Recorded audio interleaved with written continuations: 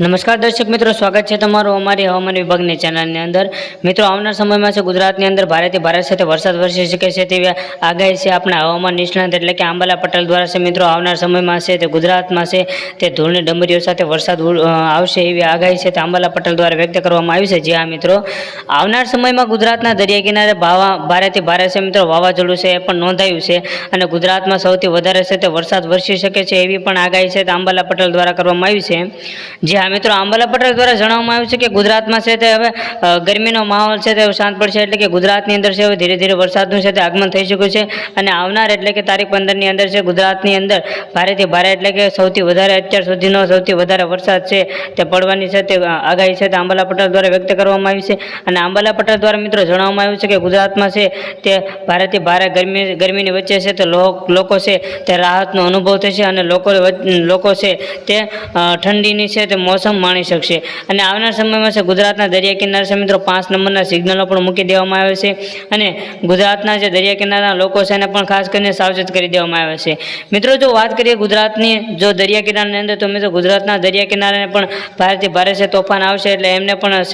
સાવચેત કરી દેવામાં આવે છે અને જો વરસાદની મુખ્યત્વે મિત્રો જો વાત કરીએ તો ગુજરાતના જે દરિયા કિનારા છે એટલે કે જે પોરબંદર છે, જામનગર છે, જુનાગઢ છે, વેરાવળ છે, આ ઉપરાંત ભાવનગર છે, ગીર સોમનાથ છે વગેરે જેવા દરિયા કિનારા વિસ્તારોના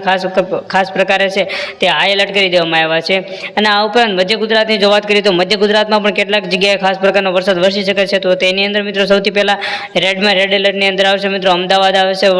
તો આ ઉપરાંત સુરેન્દ્રનગર આવે છે, વડોદરા આવે છે વગેરેમાં છે મિત્રો ભારેથી ભારે વરસાદ વરસી શકશે। આ ઉપરાંત જો મિત્રો ઉત્તર ગુજરાતની જો વાત કરીએ તો ઉત્તર ગુજરાતની અંદર હાઈ એલર્ટની અંદર આવે છે મિત્રો તે બનાસકાંઠા આવે છે, કચ્છ આવે છે, આ ઉપરાંત હિંમતનગર, આ ઉપરાંત મિત્રો છે તે સાબરકાંઠા, બનાસકાંઠામાં વગેરે છે મિત્રો 12 થી 13 ઇંચ એટલે કે સૌથી વધારે હાઈ એલર્ટમાં મિત્રો વરસાદ વરસી શકશે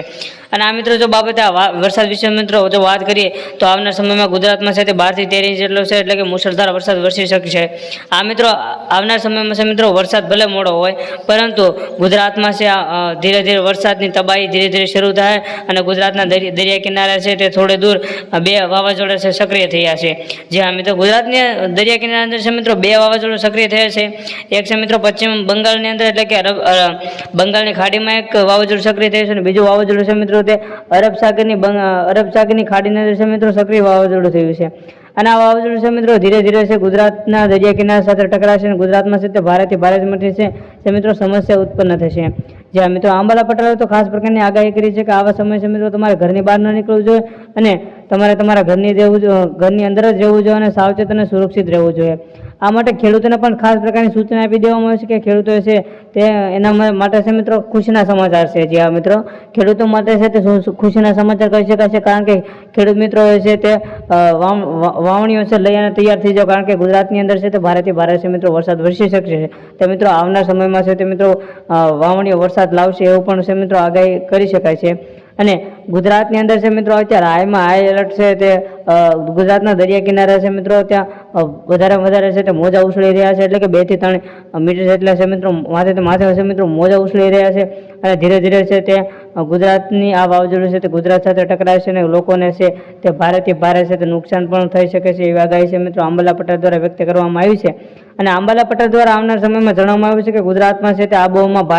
ભારેથી ભારે છે મિત્રો પલટો જોવા મળશે। જ્યાં મિત્રો વરસાદ ઓછો પડે છે ત્યાં પણ મિત્રો છે વધારે વરસાદ પડી શકશે અને લોકોને છે તે પોતાના ઘરે રહેવા સરકાર દ્વારા સૂચના આપવામાં આવી છે અને સરકાર દ્વારા મિત્રો જે સૂચના આપવામાં આવે છે તે મિત્રો આપણે સ્પષ્ટપણે પાલન કરવાનું રહેશે એ મિત્રો પણ આપણે ખાસ પ્રકારની જવાબદારી છે। જ્યાં મિત્રો અને આવનાર સમયમાં છે મિત્રો દ્વારકાના દરિયા કિનારે પણ છે મિત્રો ભારેથી ભારે છે તે સંકટ સર્જાયું છે કારણ કે મિત્રો દ્વારકાના દરિયા કિનારે પણ છે તે મિત્રો ભારેથી ભારે છે તે મોજા ઉછળતા છે તે જોવા મળી રહ્યા છે અને ગુજરાતના જે દરિયા કિનારો છે ત્યાં પણ છે મિત્રો હાઈ એલર્ટ કરી દેવામાં આવે છે એટલે કે એવા વિસ્તારોને ખાસ કરીને ત્યાં ન જવા બાબતે પણ સરકાર દ્વારા છે તે ખાસ સૂચના કરી દેવામાં આવ્યું છે અને આવા વિસ્તારોને ભારેથી ભારે છે મિત્રો અત્યારે પવન પણ ફેંકાઈ રહ્યા છે અને પવનની ગતિની જો મિત્રો વાત કરીએ તો આશરે 70 થી 80 કિલોમીટરની